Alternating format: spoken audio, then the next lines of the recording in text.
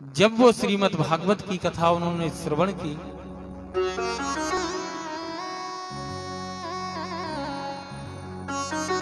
तो वो ज्ञान और वैराग्य जो है उस कथा को श्रवण करने से तरण हो गए। अब समझ लो ऐसी श्रीमद् भागवत की कथा है।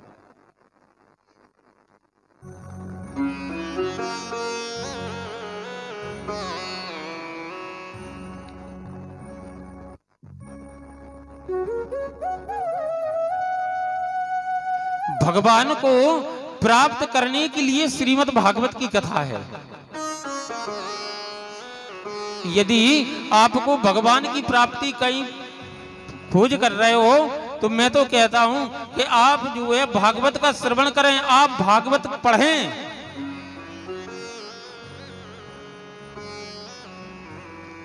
यदि आप भागवत को पढ़ेंगे तो आप मेरे गोविंद के हो जाएंगे, और जब आप मेरे गोविंद के हो जाएंगे तो गोविंद कहता है फिर मैं तुझे संसार में कहीं भटकने थोड़क दूंगा। जब तू मेरी शरण में आ जाएगा, व्यक्ति भूला रहता है। वास्तविकता क्या है? भगवान ने हम आपको जन्म दिया है किस लिए? भाई गृह कार्य में तो सभी लगे हैं, सबको करना है, वो भी अपना कर्तव्य है। परमात्मा ने अपने जिम्मेदारी दी, घर का मुखिया बनाया या घर का कर्मचारी बनाया, कुछ भी बन जाओ, लेकिन उसको भी लग्न से करो। फिर भी सब काम छोड़ करके भगवान का भजन भी करो, ऐसा भी बना। यदि आप भजन नहीं करोगे तो समझ लो भैया भगवान भी सोचता कि मैंने तुझे मनुष्य बना करके बड़ा बुरा किया। अरे ये मनुष्य जन्म देवताओं को भी दुर्लभ है जो हम आपको मिला है। दुर्लभो ही मानवो देहा, मानव क्या शरीर देवताओं को दुर्लभ है। देवता भी इस शरीर में मनुष्य जन्म, मनुष्य योनि में आने के लिए जो है ललायत रहते हैं। बड़ी बात मनसी तन पावा,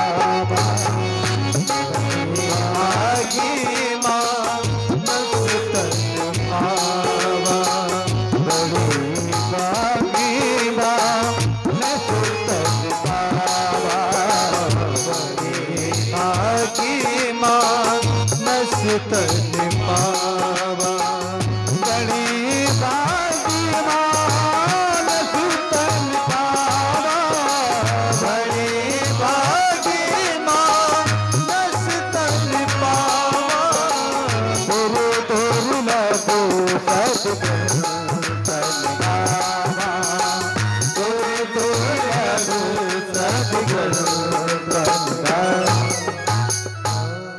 समझ लो बड़े भाग्य से ये जन्म मिला है और इस जन्म को हम आप व्यर्थ गमा रहे हैं। इसमें भजन की प्राथमिकता है। मनुष्य जन्म मिला है तो भजन करिए। तुम ये मत समझना कि महाराज कह रहे हैं अभी तो भजन करने वाले हैं तो भजन की करते रहते हैं, ऐसा नहीं। आप पुराणों को पढ़िए।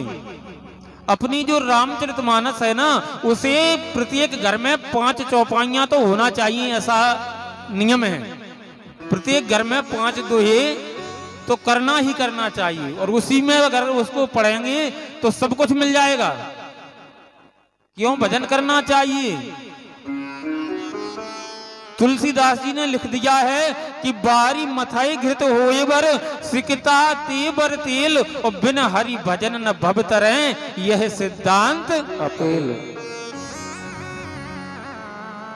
बताइए कितनी बड़ी बात लिखी। माने गोस्वामी जी ने लिख दिया कि रेता को यदि पीला जाए, बारू को यदि कोलू में डाल दिया जाए तो तेल निकल सकता है।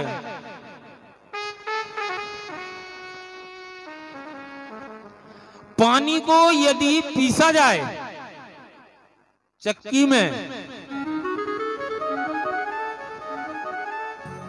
यदि बारी माने जल, इसको यदि तुम पीसोगे तो लिखा है इससे घी निकल सकता है। कोई बड़ी बात नहीं, जबकि बड़ी बातें हैं ये सब। ऐसा होता नहीं है भाई, रेता से कभी तेल निकलेगा, पानी में घी निकलेगा, लेकिन तुलसीदास जी कह रहे कोई बड़ी बात नहीं। अगर ऐसा भी हो जाए तो कोई बड़ी बात मत समझ लेना। बारी मथाई गिरत होए बर सिकता तेबर तेल, और बिना हरि भजन न भव तरह। यह सिद्धांत बिना भगवान के भजन के जीव तर नहीं सकता। ये बोले मैंने मोहर लगा दी। अब भैया क्यों नहीं करते भजन? करना चाहिए। जब अपने वेद पुराण इस बात को कह रहे हैं तो क्यों नहीं करते? करना चाहिए।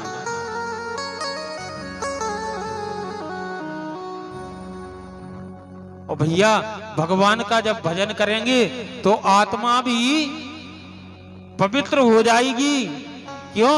कि जब भगवान का संपर्क जब होता है जीव से, जब जीव की आत्मा निर्मल हो जाती है, निर्मल मन जन निर्मल मैंने जनी सो मोह पावा, निर्मल मैंने जनी सो मोह पावा, निर्मल मैंने जनी सो मोह पावा, निर्मल मैंने जनी सो मोह पावा।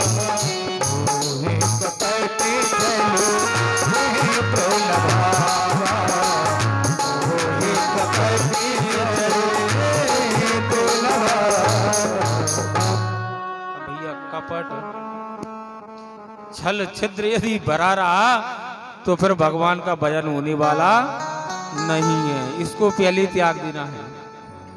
लिखा है कि नारायण हरि भजन में ये 5 नासवाएं, विषय भोग निद्रा हंसी और संसारी बात। व्यक्ति संसार की बातों में बहुत समय लगाता है, बहुत बैठता है। जब रामायण हो रही हो, भागवत कथा हो रही हो, वहां जाने में तो बड़ा कष्ट है। तो कल मैंने बताया था कि भगवान की कृपा भी रहती है, वो कष्ट करते भी हैं कि तू मेरी तरफ मत आ, तेरा तो जो है बहुत बड़ा चिट्टा फाइल बहुत बड़ी तैयार हो गई है, तू मत आ मेरी तरफ। भगवान के लिए पाने के लिए संसार की बातों को त्याग देना चाहिए। लोग संसार की बातों में फंस जाते हैं। संसार की बात, अरे जितना समय मिला है थोड़ा सा सत्संग कर लो, थोड़ा सा भगवान का कीर्तन कर लो। ये जरूरी नहीं है कि कीर्तन में संगीत हो। अरे भगवान का कीर्तन तो ताली बजा करके भी किया जाता है। श्री राम जय राम गाते रहो, राधे राधे रटते रहो, और राधे राधे कहने से सब बाधा मिट जाती है।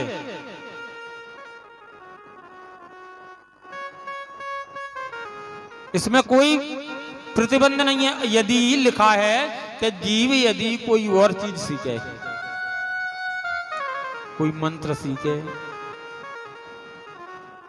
कोई और बड़ा वेद पुराणों का पाठ करे, तो उसमें संयम नियम की जरूरत है। स्नान करना होगा, शुद्ध जगह पर, पवित्र स्थान पर, पवित्र आसन पर बैठ करके कुछ किया जाए। लेकिन भगवान का भजन, राधे राधे कहने में कोई प्रतिबंध नहीं है। किसी भी समय, किसी भी अवस्था में, कहीं भी आप जो है भगवान का नाम स्मरण कर सकते हैं। तो इसमें कोई प्रतिबंध नहीं है, और सबसे अच्छा भजन है। आप तो राधे राधे गाते रहो। जीवन में किसी भी प्रकार का कलेश नहीं आ सकता। क्यों? कि व्यक्ति जब भगवान की तरफ जाता है, भगवान की शरण में जाता है, तो उसे फिर किसी भी प्रकार का कोई दुख व्याधि उसे पकड़ती नहीं है, वो दूर रहती है उससे।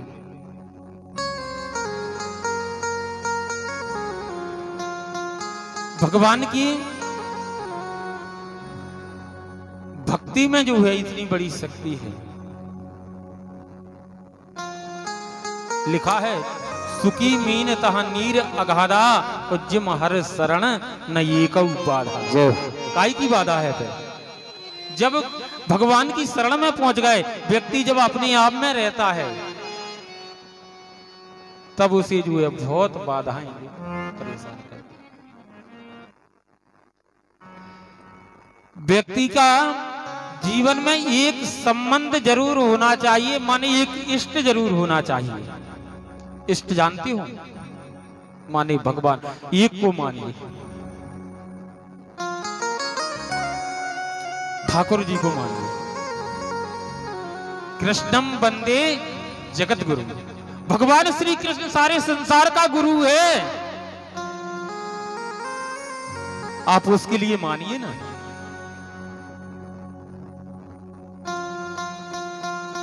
कृष्ण की शरण में रहिए। पूजना सबके लिए, ये मत कहना कि महाराज जी कह रहे थे कि मात्र कृष्ण भगवान को ही माने इष्ट हृदय में एक के लिए, कि मेरो तो गिरधर गोपाल दूसरो न कोई, मेरे तो कन्हैया है। अब ये नहीं है अब मंदिर मिल गया किसी का तो उसको भी नमन करना है, ऐसा नहीं। मानिए पूजते आप किसी को भी रहे, लेकिन मानिए एक को। अपने हनुमान जी की पूजा भी कर रहे हैं तो उसमें भी अपने कन्हैया को देखो उनके रूप में। राम जी की भी पूजा कर रहे हैं तो कन्हैया को देखो। माता की भी पूजा कर रहे हैं तो मैं तो अपने कन्हैया की पूजा कर रही हूं, भले माता के मंदिर में है। इष्ट एक होना चाहिए, और जिसका इष्ट मजबूत होता है ना, व्यक्ति भटक जाता है। आज यहाँ, कल वहां, परसों वहां, जब समझ में नहीं आया कि सब गड़बड़ चल रहा है, कोई बता ही नहीं रहा है, कोई मार्ग मिल ही नहीं रहा है, क्या करूं? अरे अब तो मैं दूसरे धर्म में जाता हूं, मैं दूसरे धर्म में। अरे भैया, जीवन में इष्ट एक होना चाहिए, और अपने इष्ट से कभी कोई बात छुपानी नहीं चाहिए। वैसे भगवान से कोई कुछ छुपा सकता है? जी सब जानते हैं, हम जानते हैं, लेकिन भक्त इस बात को भी जानता है कि यदि कोई गलती भी हो जाए तो कन्हैया के सामने बैठकर उससे कह दो, कान्हा आज तो मुझसे गलती हो गई।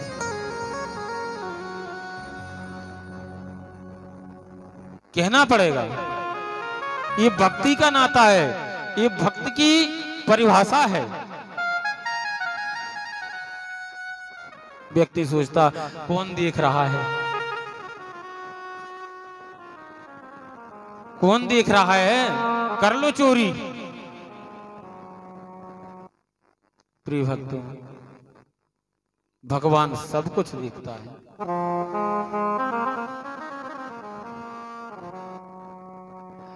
भगवान हर पल जो है, जहां जहां आप चल रहे हैं, भगवान सब देख रहा है। लेकिन व्यक्ति भूल जाता है, अंधा हो जाता है, गलत कर्म में उतर जाता है जीवन में। और जो भगवान का हो जाता है उससे फिर गलत होता ही नहीं है, क्योंकि बहुत सोचना पड़ता है।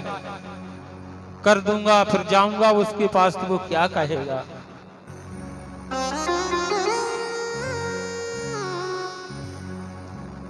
घर में प्रत्येक घर में जो है भगवान की पूजा होनी चाहिए। घर मंदिर होता है। एक और मैं बता दूं, जी मंदिर तो अपन जन कल्याण के लिए जो है बनवाते हैं, तुम्हारा घर भी तो मंदिर है। घर के मंदिर में भी भगवान का वास होना चाहिए, भगवान होना चाहिए, तुलसी का वृक्ष होना चाहिए।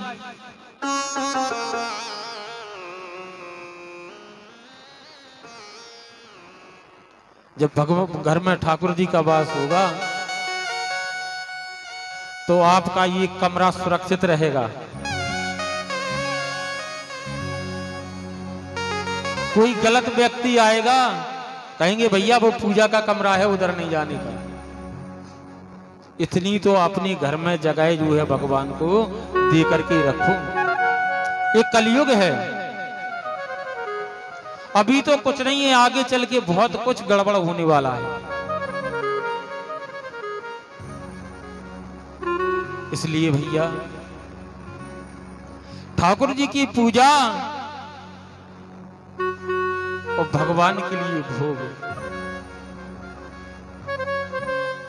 ठाकुर जी के लिए काय का भोग लगता है? ठाकुर जी के लिए जो अपनी रसोई में तैयार किया हुआ भोजन, वही भगवान के लिए जो है उसी का भोग लगाना चाहिए। इलायची दाना, मायची दाना, ये तो सब गड़बड़ है। घर में दाल रोटी सब्जी बनी है, उसी का भोग लगाओ।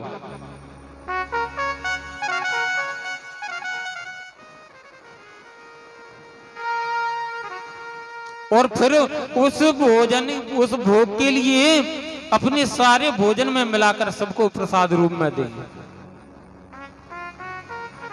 तो लिखा है कि भगवान को भोग लगा करके उस भोग के लिए सभी परिवार पाते हैं तो जो है निरोग रहते हैं, किसी भी प्रकार का कोई रोग नहीं आता। अब आजकल रोग क्यों आ रहे हैं? पता चला अभी बढ़िया सुना भैया, वो व्यक्ति बढ़िया बैठा था अभी और थोड़ी देर बाद बोले राधे राधे हो गई। क्यों हो गई भाई? क्यों?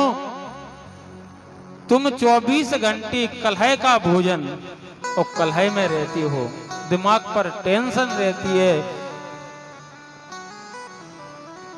तो भैया जब टेंशन रहेगी तो गड़बड़ तो हो ही जाएगी।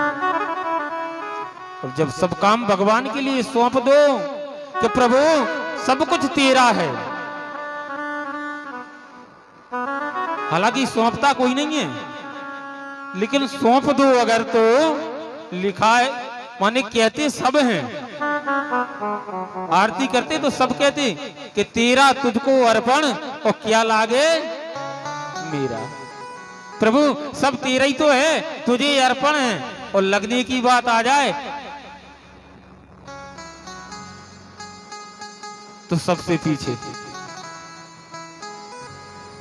जबकि वास्तविकता ये है कि सब कुछ परमात्मा का है, हमारा तुम्हारा कुछ नहीं है।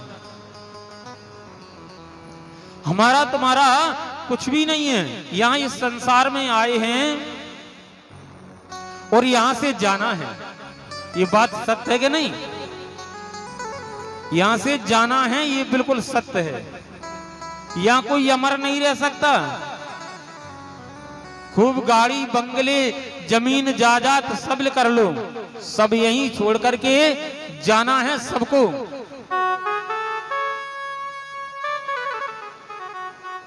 कहा गया है कि आया है सो जाएगा,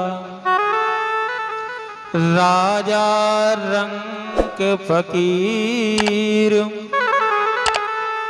कोई सिंहासन चढ़ चले, कोई बंधे जात जंजीर।